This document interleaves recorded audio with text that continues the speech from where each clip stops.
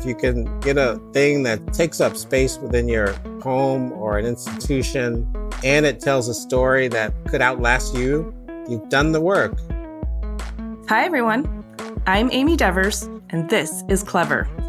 We're kicking off a new season here at Clever with the wise and wonderful Norman Teague, a Chicago-based designer, educator, artist, and founder of Norman Teague Design Studio, a contemporary design-build studio specializing in space, furniture design and fabrication, design consulting, art objects, and custom millwork. He's known for his mastery of craft and creates furniture and objects that blend daily use with cultural storytelling. At the 2023 Venice Architecture Biennale, he participated in Everlasting Plastics, which explores sustainability through innovative plastic design, and recently presented a solo show called A Love Supreme at the Elmhurst Art Museum, along with an accompanying group exhibition at the McCormick House, exploring mid-century Black art and design practices through cultural expressions, alongside the music and rhythms of John Coltrane and various other Black genres.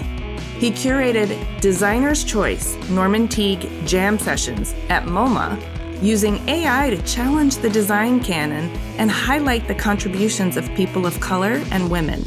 He's also a member of the design team for the Obama Presidential Center, contributing to its community-focused vision. And with nearly 24 museum acquisitions, including pieces in MoMA's collection, Teague's work continues to shape contemporary design discourse. And as you'll hear, he also radiates joy, oozes a deep love for his family, community, and Chicago, and just warms your soul with his charm and wisdom. Here's Norman.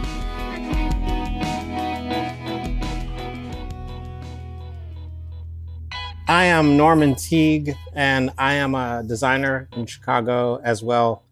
I'm an assistant professor at the University of Illinois Chicago School of Design.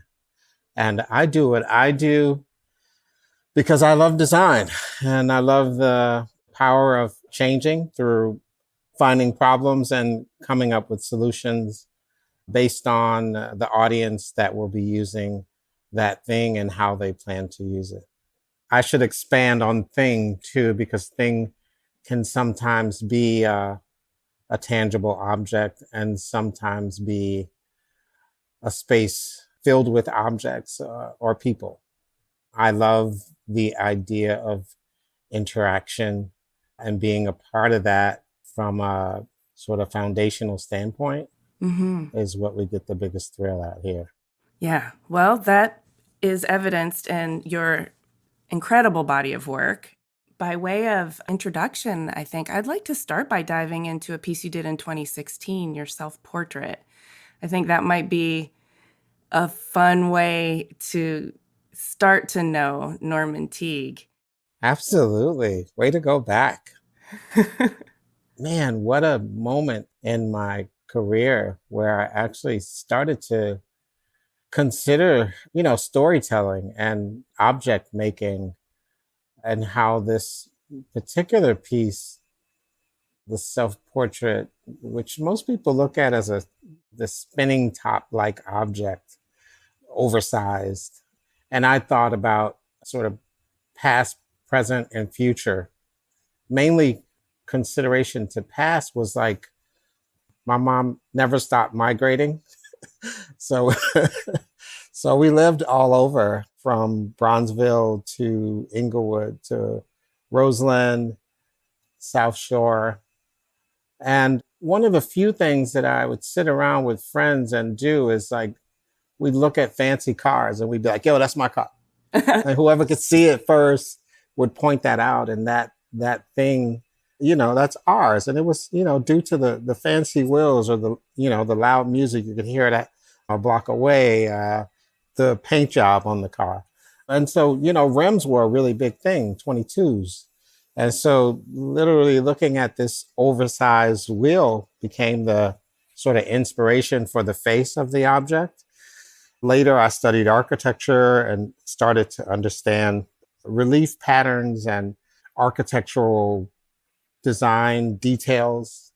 And so this particular colonial column coming out of the rear of this spinning top became a thing that at this point I was like, I'm in art school, but I'm in design school. So I can actually start to break the rules through these designed objects. Mm-hmm. Design objects to me didn't have a scale. And so I could play in these larger moments and I can play in things as small as a bow tie. And that for me was like a great way to just start to think about bringing my story in, no matter who would take a look at this piece or who would view it in a gallery, or it was my chance to sort of talk about where I came from Yeah. and these stories of where, a young Black boy that might be doing the same thing today over his whatever Teslas and fancy cars are still a thing to a young child. Absolutely. So yeah, that sort of message became crucial to tell, but also finishing this piece and allowing it to sit at an angle and not like every other bookcase that you see was really crucial to the finishing components of it. And so I had this interior where you could actually put books that talk to this present time that I was in academia. And so how that was also influencing me. So I've always sort of battled with almost this double consciousness of like, I'm an architecture student and I'm also a kid from the South Side of Chicago. And so how do these two stories play closely with each other? Well, from a spectator point of view, I've seen it in images. What strikes me about it, first of all, just to describe it to our listeners, it is a sort of enlarged wooden fancy rim that is also, so it's a circular bookcase with a central column coming out of the back. It is not your typical bookcase. It is not meant to be built in or pushed against a wall. It has very specific kind of capacity and scale. And the craftsmanship is super intentional and tight and very precise. And to me, it feels like a delightful understanding of who you are and an insertion of that into the design discourse, and a sort of a proud proclamation of, okay, this is me and my voice and my story, and I have participated and I belong here, and here's what it looks like. It was very much that. At my time at the Art Institute, doing my master's in object design, it was opening a new chapter for making things where I could literally bank on the one thing that I've always known the Art Institute to do, and that was to document, archive, or record moments of majority of their students. And so I really wanted this moment to be one that opened doors for telling stories that were less told. And I hate to overuse that phrase, but in actuality, in a field that I'm in, I've done all my homework. I've learned about the Mies van der Rohes, the Eameses, and I appreciate that richly. I do. However, my point was to see where do I fit into the story? Where do people that look like me, as I start to push the ideas of filling the canon with new faces that might promote more Black and brown people in the field in this industry? I knew for a fact from working in small companies and large companies that there was ways to make a living as designers. And they were all over, but they just were not on the South Side. Yeah. They weren't on the West Side. They weren't in neighborhoods that looked and felt like mine. And I thought about how rich would that be to see that sort of become a part of the canon? How do we record and document more faces of color, doing things in communities that I essentially knew could use a designer? I mean, we have all sorts of careers in our neighborhoods, but I didn't see designers designing the playgrounds, designing a new house for the vacant lot in my neighborhood. And I think that was the only push that I've kind of gone for, is to become the face on the cereal box that says, hey, this is this is a pretty cool feel. You get to touch a lot of people and be touched by a lot of people. And so I was really pushing for that as I began to sketch. At this point I was sketching inflatables and I was trying to do all these things that I knew I probably wouldn't get access to unless I was a student at the School of the Art Institute. So that was at the sort of culmination of your master's degree. That's correct. Okay, so almost 10 years later, you have been the face on the cereal box in a lot of ways. You have. Yeah, I'm sorry for that, people. And it's a good face. You shouldn't be sorry for anything. It's a good face. I'm just wondering if you were to do another self-portrait, what elements might be included now? How have you evolved? I mean, I think more than anything, I've learned to respect the things that I need in designing a project or working on a project or just fabricating a project. And a lot of that sort of recipe becomes learning something new. So that book component might still be there. But I think there's a lot of this learning that's coming at a more vernacular level. I'm learning more from people in my community to work from a garden standpoint, to work at a musical level. Mm-hmm. You know, I think that book might still be wood, but it might take on a different form now. I have a serious love for the people that I work with on a daily basis. That's a new thing for me, becoming more of a director and delegator, which I'm happy with on days, but I for surely love working with my hands, and the idea of having to rethink that process has been a real challenge. Mm-hmm. I'm getting older, so I'm not as agile as I once was. So, you know, that piece is going to say a lot of things, but I think I still would have this strong wood component that would lead the object itself. It might float now. It might not sit on the ground. You know, my vision has changed a bit. And so I'm working with a lot of found materials and doing really rich projects alongside other artists in collaboration with people like Alex Chitty, who's a phenomenal sculptor and female artist here in Chicago. Bernard Williams, you know, I'm learning from a lot of the people that I'm just hanging out with. This might be a good time to unpack some of your recent collaborative and exhibition endeavors, like maybe jam sessions or Love Supreme. You said something about knowing what you need now in a project. And I think if you're willing to share those needs, that could be really helpful for people listening to kind of give themselves permission to build those into their projects. Yeah, that's an interesting thing because for us, we've learned to do so much with so little. And now with the growth of the studio and you know, our visions grow along with that. We want to create a brand that, you know, we can showcase at Salon del Mobile and you know, we really want to be able to mess things up in the studio. We want to be able to make mistakes and not feel burdened by those mistakes, but look at them as research moments. Yes. That's research, right? Research is literally trying to do something, getting it wrong, and then going back to the drawing board and doing it again until you get it right. If you get it right every time, you're only doing stuff you already know how to do. Exactly. So how do we do the new? Mm-hmm. How do we introduce that to a larger audience? And then some of these projects are just from a care standpoint. One of the biggest projects that I think me and Dorian Sylvain are working on is to create a pavilion. We have very few pavilions in Chicago that are not done by architects, and I reward those highly.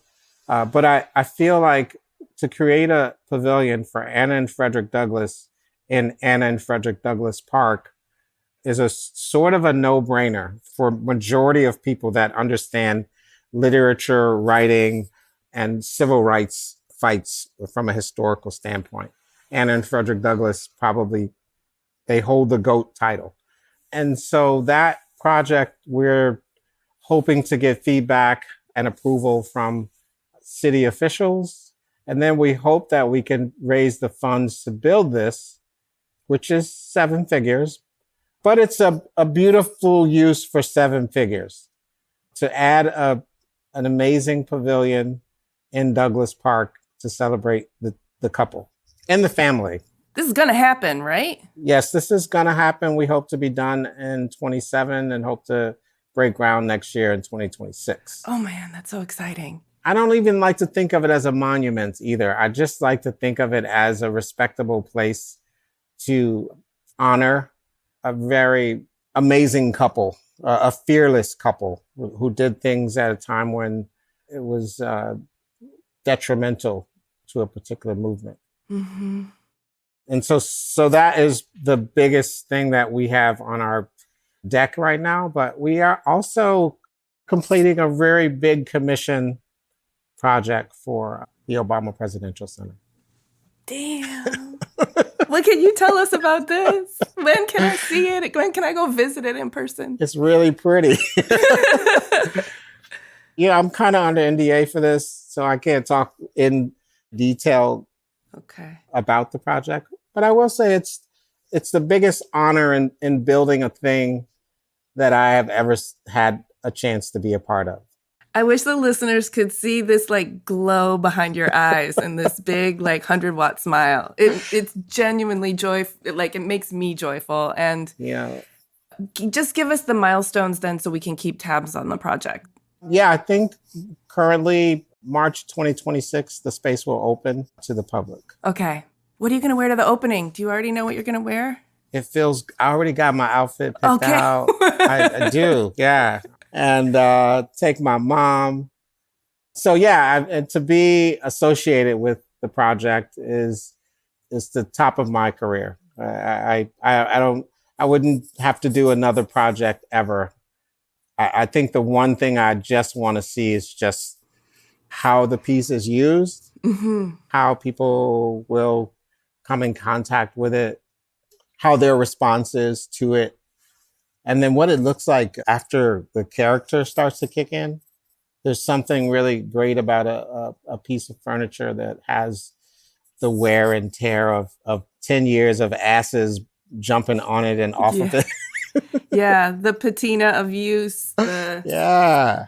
You know, if you think of objects like you're imbuing it with your energy and your character through the very creation of it. But then everybody who visits it and interacts with it also leaves a little deposit of their energy and character. And so no doubt, the object itself just expands exponentially in terms of the energy it exudes. And that's so exciting. Yeah.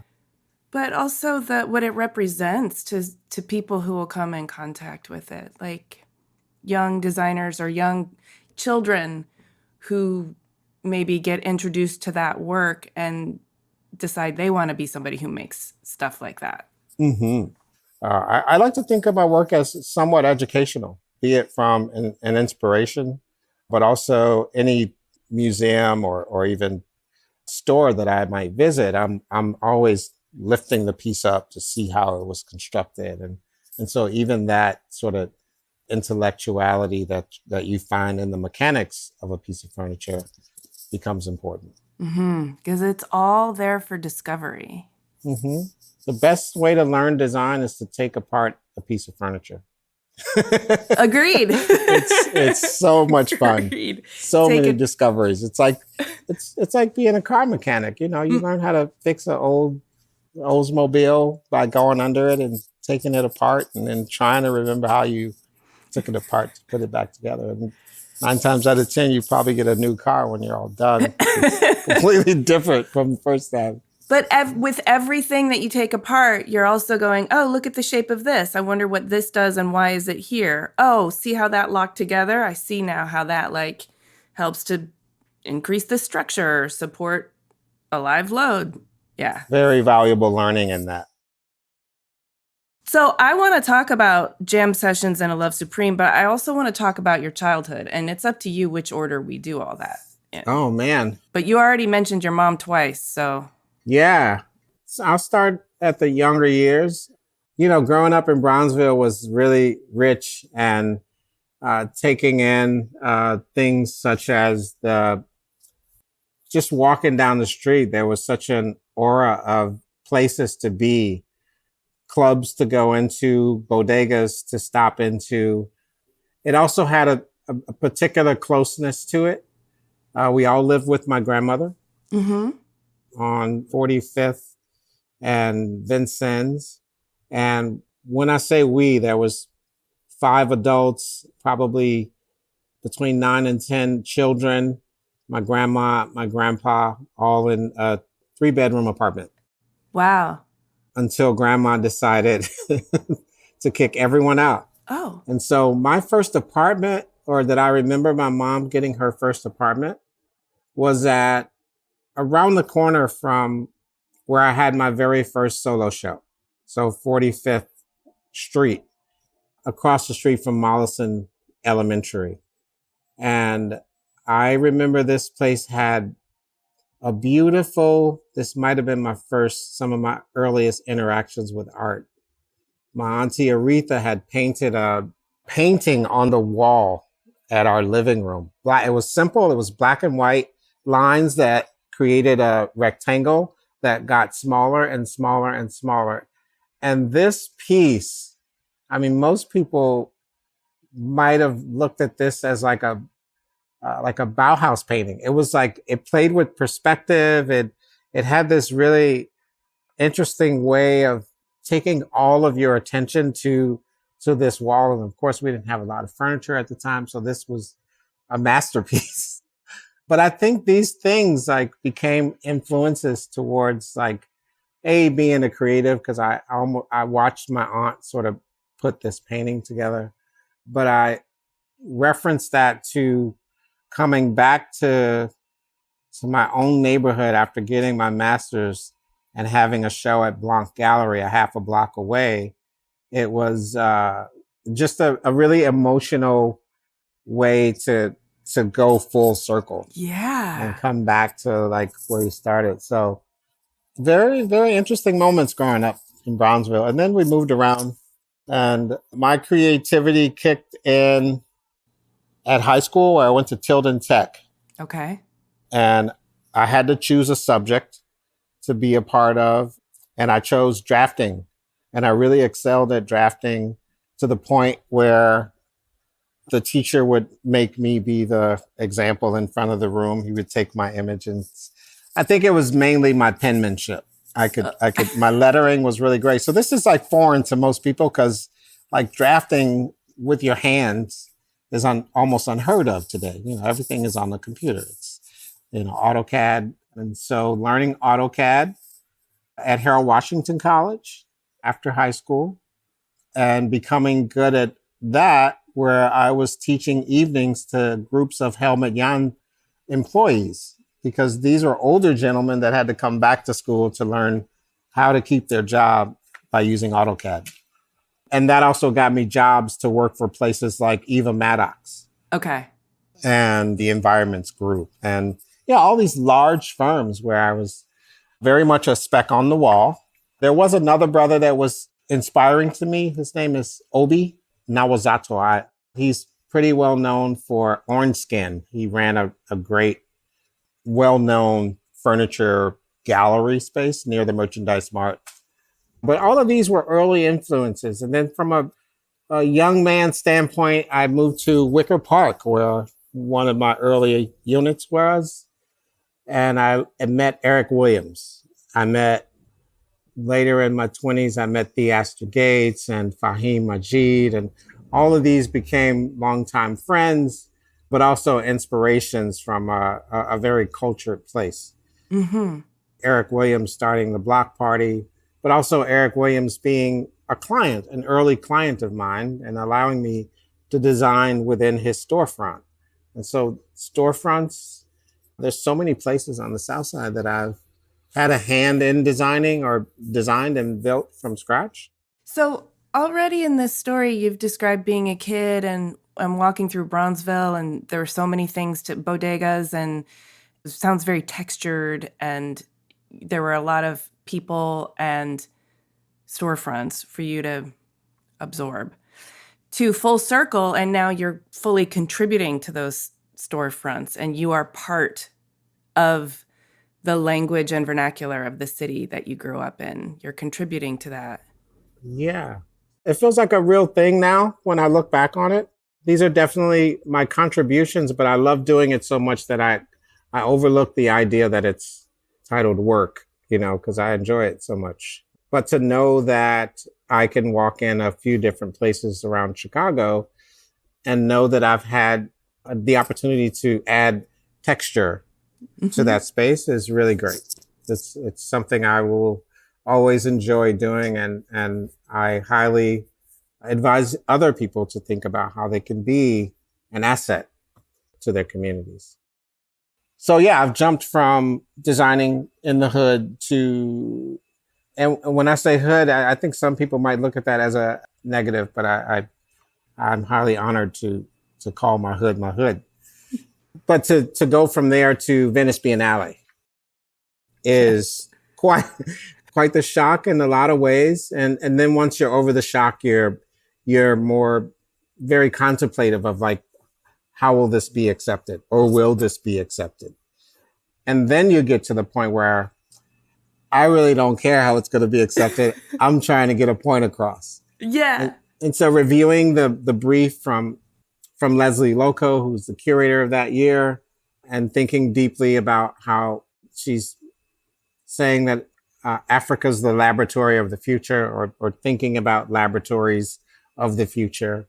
I felt like plastic was a phenomenal direction to approach based on my team and associates thinking through what could we do with plastics in a small wood shop on the south side of Chicago, and then thinking through how we could come in contact with a partner.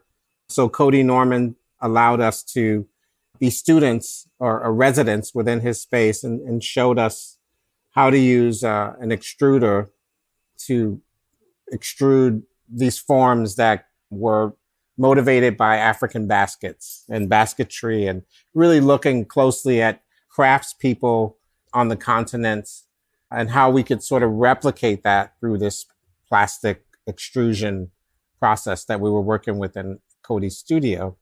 And so we created these amazing vessel-like objects over a very short period of time to replicate what might feel like a market that you'd run across as you're taking a trip through Senegal, or and how do we replicate that not only through the weaving process, but this accentuation of colors and almost exaggerating those to some extent. But it was a super fun process that in the beginning was quite stressful. But I think in the time of making mistakes and trying to figure out new processes and ways to do this, we started to have fun. And I think I might even say we got the hang of what we were trying to do by the end of it. Why plastic as a material? The title of the proposal was Everlasting Plastics. Mm-hmm. And the collective that I was brought in to work with had already begun to do the research and crafted the proposal around plastics. And so as much as it was a challenge, it was really refreshing to get away from our normal process of working in wood. And, we also do some ceramics, but this was a completely new direction. And I think the pivot was really great to dive into this new way and put it on a very rich pedestal inside of the United States Pavilion. Along, the artist that was there before me was Simone Lee and Martin Purrier, and two of like my favorite artists. And so to be able to be inside of the rotunda was just gratifying. And I got to meet Simone Lee afterwards, or she gave me a call, and that was like, so, just imagine you're working in your studio and you see your phone pop up and it says Simone Lee, and I'm like, stop the world, everything. And so she was just so sweet, and she just said, I'm sorry I missed the show, but I really wanted to call and congratulate you. And that was, that was an awakening for me. My studio would probably say I jumped 6 feet off the ground when I saw the phone. Martin Purrier I've yet to meet, but I'm very much a fan. I'm hopeful you get to meet him. I'm very much a fan too. I want to talk about this awakening that you just mentioned, because, the Venice Architecture Biennale now means you're contributing your commentary to a the cultural world stage and makes you think really hard about what you have to say. Yeah, I also align this with, being able to explore. The idea of like showing this work, the imaginative speculation around how do you turn a material that's quite hard to recycle. We've had some issues with recycling it. Can we turn it into art projects or art pieces, and they carry the value of a marble sculpture? Like, can we look at waste in ways in which they can become? And I think artists have answered that question in a number of ways. And this was just one response. Mm-hmm. If we had more time, if we could concentrate a level of research towards more of this, then it would probably get better. Or maybe, I don't know, maybe it would get worse. I don't know. But we need room to like try that shit out. You know what I mean? Yes. Yeah. And so I think it's awakening to even be welcome to be a part of these particular high level exhibitions. Because if we don't, then how do you become a part of the speculation? Right. I applaud Venice for opening up a stage that allows millions to come to. But I feel like an exhibition like it, or at least the idea of hundreds of speculative exhibitions around people and from people that we haven't heard from. Mm-hmm. I want my grandma to do a show at the Venice Biennale. Like what would she talk about, and how people take things away from that opportunity? Yeah. Because we get to hear from people that are rehearsed and practiced to do these exhibitions. But how do you get to hear from the other audience? There's a learning that we can take from the carpenter, from the anthropologist, and from, the cake maker down the street.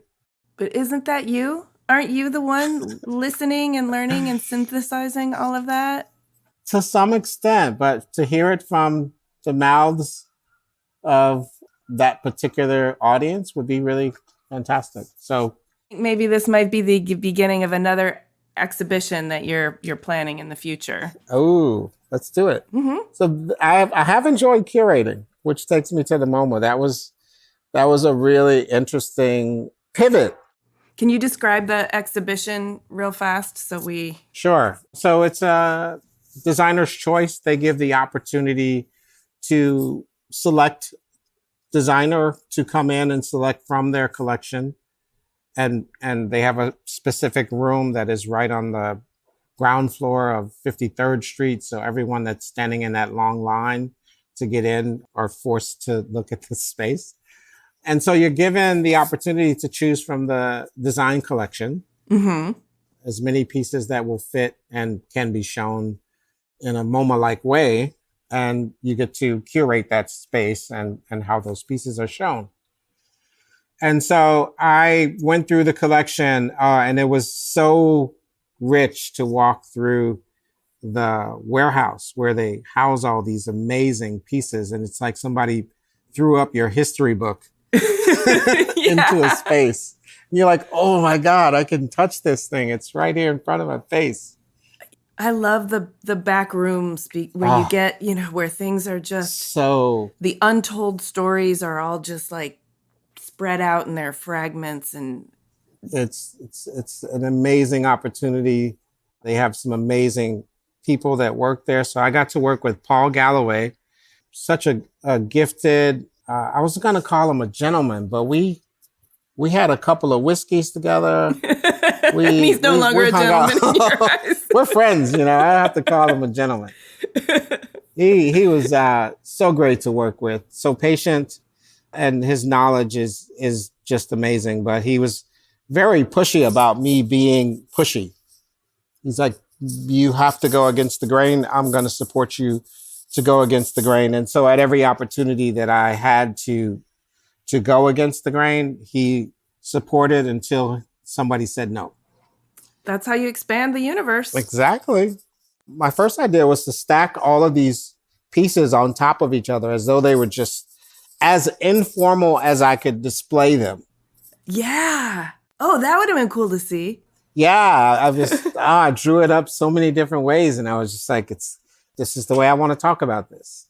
Eventually that got kicked out, but just working in a space where you're trying to say so much, I didn't feel like I could pull the right objects. And so the idea of AI and this sort of imaginative posters that allow us to rethink, like, what if that history had Black folks in it? What if it had Hispanic folks in it? What if it told histories of, and so really imagining the canon and icons and historical hierarchy and sort of minimizing that through a poster that said John Coltrane and Mies van der Rohe were homies and they used to kick it all the time and all the ideas.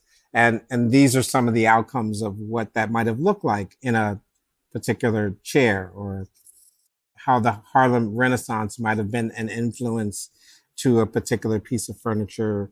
And sort of placing that into a poster became one, relaxing and humorous, and allowing us just this other way to dismiss the way that we were dismissed, was scary at first. I was like, oh God, I'm going to have to conversate with all these people because they feel that I disrespected Mies van der Rohe. Oh my God, how could you? And then after a while, I was like, fuck it, I don't care. Yeah. I hope that wasn't the reception. I mean, when I saw it, it felt so refreshing. I was like, yes, this influence was here originally. It just got scrubbed clean from the canon. Yeah, like what if Frida Kahlo designed the orange juice, the little juicer, and all these. It felt like a speculative fiction that was more truthful than reality. Yeah. Yeah, I guess that's what you have to pull from it it's like, just how true could this be? Yeah. Because it's literally just systematic racism that kept it from being this level of truth. I love that you also sort of, in bringing visual representation to people to be able to see, perceive, and discuss to the discourse, you essentially made these invisible pathways or these invisible constraints visible. Mm-hmm.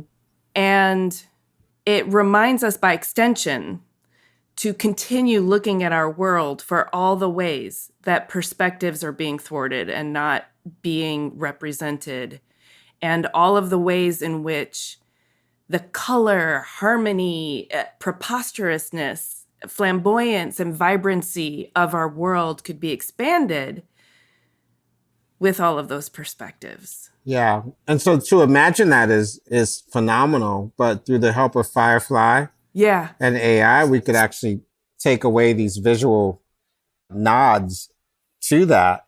And yeah, why can't that be a poster? Why can't that be another way to load our canon with new graphics and things that might eventually start to feel like a more true historical take? Yeah. Something that might feel good to everyone. And so, yeah, we went through hundreds and hundreds of ideas that were almost either too blunt or they were graphically so close that we were just like, and then some of it was just using inspirations and aesthetic categories that brought about things that were so close to either the people we were thinking about that we almost had to pull back just a bit. And so it's almost a poster to see the amount of posters that we went through. Wow. Would be so interesting. And what was the reception? Did you have to deal with a lot of people who were offended on behalf of Mies van der Rohe? I've not dealt with a lot of feedback. I think that there are some people that have personal opinions about AI. Sure. But I really thought that not using AI for a way of looking into the future, but looking into the past would be a more acceptable thing. And then after a while, I was just like, you know what? People were against Photoshop when it first came out. Yeah. People were against AutoCAD when it first came out. What's wrong? I can just do this by my hand. And everyone will have an opinion. So I did battle with it to begin as a direction. But once I became comfortable with it, I had to imagine that people would eventually be okay because everybody has their own opinions. I mean, you are a provocateur on some level as well. Yeah, not intentionally. I'm a sweet guy. I just Not trying to start fights, but you're trying to provoke thought and discussion. yeah. And an expanded viewpoint. Yeah. History classes have fed us enough bullshit. Correct. Whereas like, Truth. yeah, truth is key right now, particularly in an exhibit like this. So I hope people enjoyed it. I hope so too, but I also hope it makes them think and stretch their ideas of what design is and who got to make it and who gets to show up in museums and why. Yeah. Yeah. I hope the MoMA is considering the collection and diversifying it blatantly. I should say that. You have had a storied and prolific career working in all kinds of spaces in terms of exhibition, installation, interiors, objects, furniture design. Yeah. You're also an educator. Talk to me about how being an educator is actually, I mean, I can kind of extrapolate the value to the students. I'm an educator as well, and I know the value to me is huge. What are you getting from being an educator in terms of being in this space of knowledge sharing and exchange with the next generation of talent? It's one of the most gratifying things ever. I didn't have a designer to educate me. I was educated by a draftsman and then an architect. And I've worked with some teachers that were actually practitioners as well. Today, I'm very excited that young people have such a different level of education than what we got growing up. And I think their opportunities in design are much wider. You got architects going off of being fashion designers. You give that kind of freedom because I've always said I'm a designer. Like I've never said I'm an industrial designer. I never put any kind of subject in front of that designer because I love the freedom of like redesigning the penny to, give us a chance to design an airplane. We'll make some mistakes, but we'll get it right eventually, and so like, yeah, I think with young people, and I started teaching when I was pretty young. I was in my 20s teaching architecture at a high school. And then, so just imagine that at 30, I get students that have graduated, gone on to college, and now they're working in architecture. There's no better way to bless a teacher than to know that the students have gone on to do, even if you're not designing like Kareem Rashid or some of our architects, like you don't have the big name, but just to know that has created a place where you go every day and you make a living at this particular discipline is just the most gratifying thing a teacher can get. Is that your past student came and said, thank you for what you did back then because I'm doing this thing now. Yeah. It's the best way to get back what you put into your career. That's really beautiful. I had a student here earlier today and she was telling me just how happy she is that she took my class 2 years ago because she didn't understand that the stories that she has from her childhood should make it into conversations of the objects that she's creating today. And I was like, girl, you better listen to yourself. You better take that and run with it. Like it's the best teacher ever. If you can, get a thing that's useful or takes up space within your home or an institution, and it tells a story that could outlast you. Mm-hmm. Like you've done the work. You've done the work. Yeah, I can see the pride on your face. It's a stunning thing. I think that's why teachers teach. I never considered the ideas around being a professor outside of the fact that, well, I didn't know that professors made six figures. I didn't know that, but I was happy to find that out. And Yeah. then, Not if you're part-time. Part-time professors don't make exactly that. that part we're still working on that one. But it's really the best feeling ever when your students are in the field, they're doing things that better their own neighborhoods. And yeah, some kids know a lot now, but I think it's our jobs to allow them to use it. I'm one of those teachers who allows students to have a lot of freedom moving around the city. Like, I don't want to teach you in a classroom. I think four walls is like the oldest way to get anyone to sit in a chair or at a computer to try and learn. I want you out, particularly in Chicago. There's so many great teachers, from the local cafe, which was designed from head to toe, to visiting the manufacturer who was on the very next block. Yeah. And so that for me has become a really rich way to engage them first, because they're really like, okay, that's how that's made, to giving them opportunities to use their hands and make those mistakes and learn from those mistakes. And as we both know, so much of even just learning the craft of woodworking is learning to fix your mistakes. Oh my goodness. Yeah. I think architecture students should have to build a house before they can graduate. I think they should too. If you have not built a house, then how are you going to tell me you're going to draw it? Come on, cut a piece of wood. Understand what happens to a 2x4 when it warps. How many do you need to estimate that? You figured out an entire budget. Yeah, I just feel like we have places like Haystack Mountain and Anderson Ranch, and these places where you can go and like merge yourself for like weeks and months at a time. And I just feel like, So yeah, I think we're growing though. I think educational systems are seeing it, and it's starting to happen a lot more. But to be able to make an actual product as opposed to like the imaginary presentation is definitely a much more enticing way to learn a thing.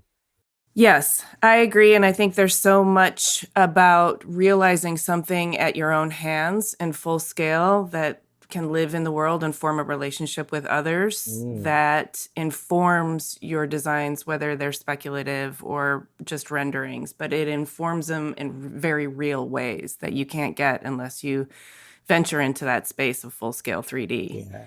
And learning the materiality through your own hands, it's its own kind of language and embodied understanding of the world around you that I think really shapes your creative agency and confidence in the world. Definitely.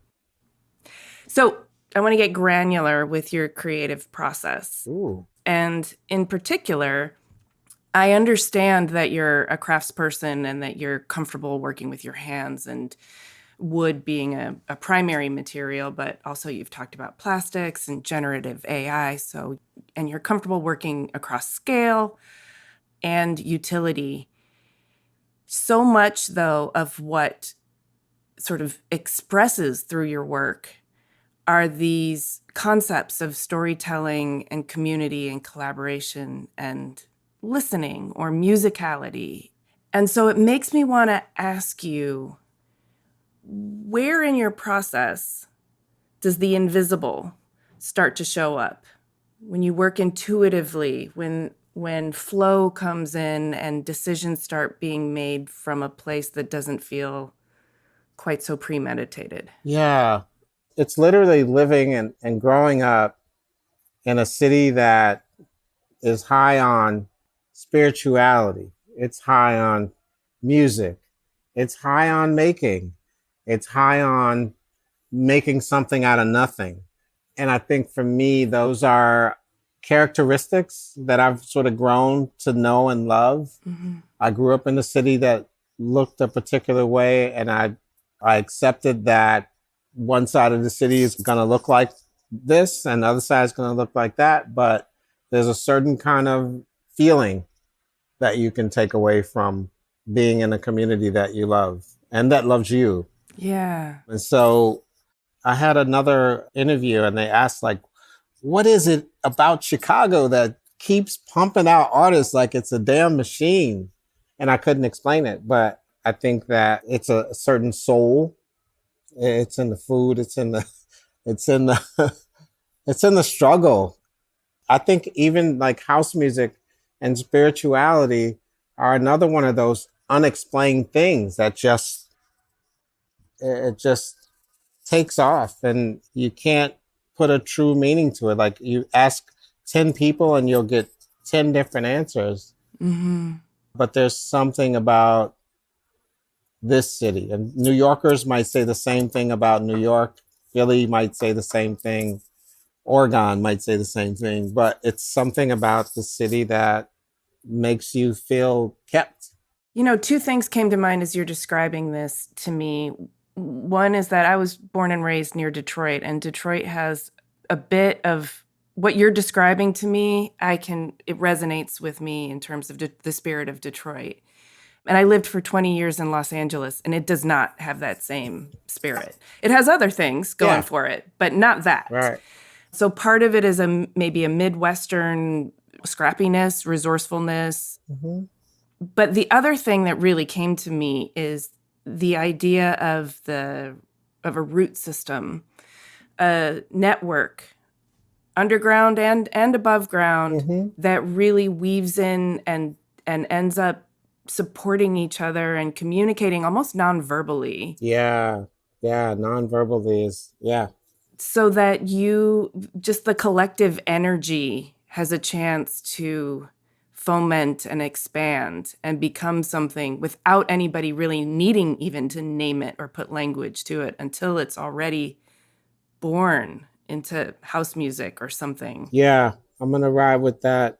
I find it hard to put a finger on exactly what it is. And so feeling like there's a higher spirit, feeling like there is a culture of community that is support. No matter where you are, no matter what you're doing, you just feel it. And you almost have to walk with a certain stride because it can feel lonely. You know, it can feel like you are one in a few in the design field. Mm-hmm. But how different is that from, DJing? Like how different is that from being a soul singer? You've done your homework, you've done the work, you're willing to try anything to be there, and you're really like focused on bringing some friends with you. Like I want to bring my cousin to the gala, like that. That's an important piece. That it's not if they don't see you do it, then how do they know you actually did it? Like all these students that I'm working with, I feel like it's part of it. Like, how do I get you guys to come along, understand my story? I don't care what color you are. I just care that you understand that there are many different ways to industrially design a thing, and you can impact as many people or as little people as you want along the way. Can design do more than just create a orange juicer? It can. Yes, it can. The answer is yes. But I also think that there is a certain faction of society, maybe it's a generational thing, who used to feel like they had to leave and disconnect from community in order to do something that was different or do something that maybe wouldn't be as well understood. Mm-hmm.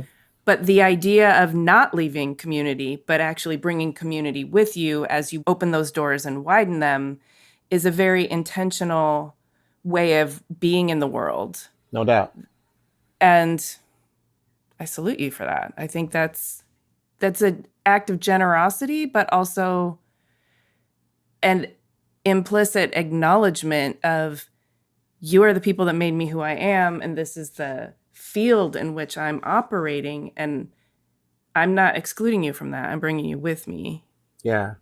My mama, she went to Venice Biennale with me. She did? I mean, she came later, but my mom ain't never, ever left the country, ever been on a flight besides to Atlanta.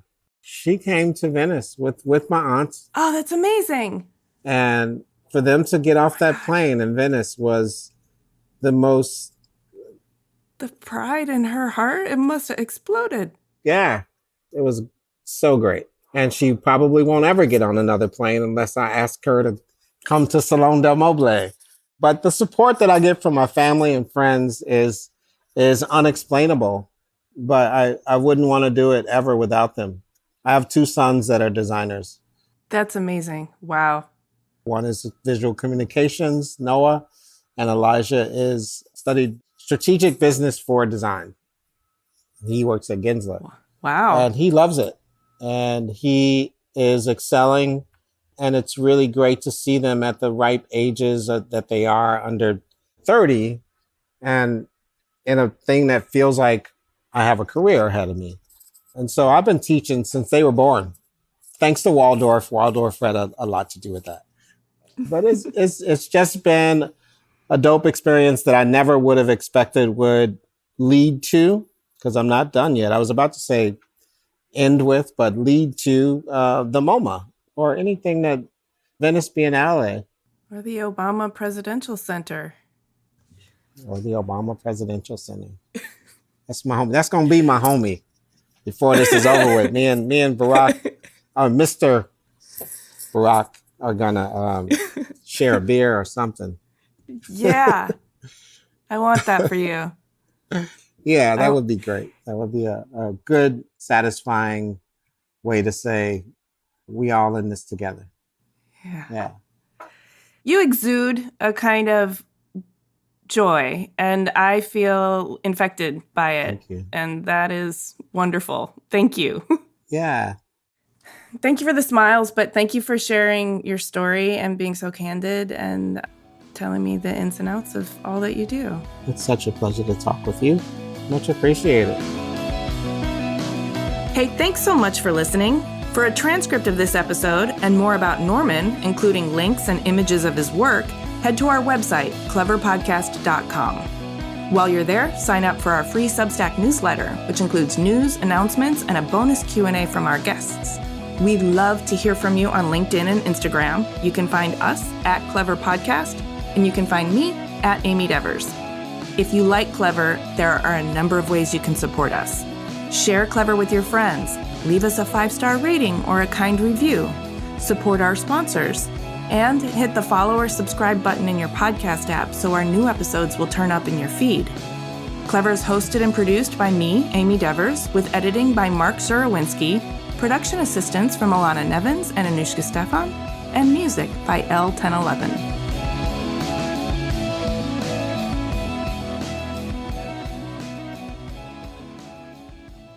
And then after a while, I was like, fuck it. I don't care.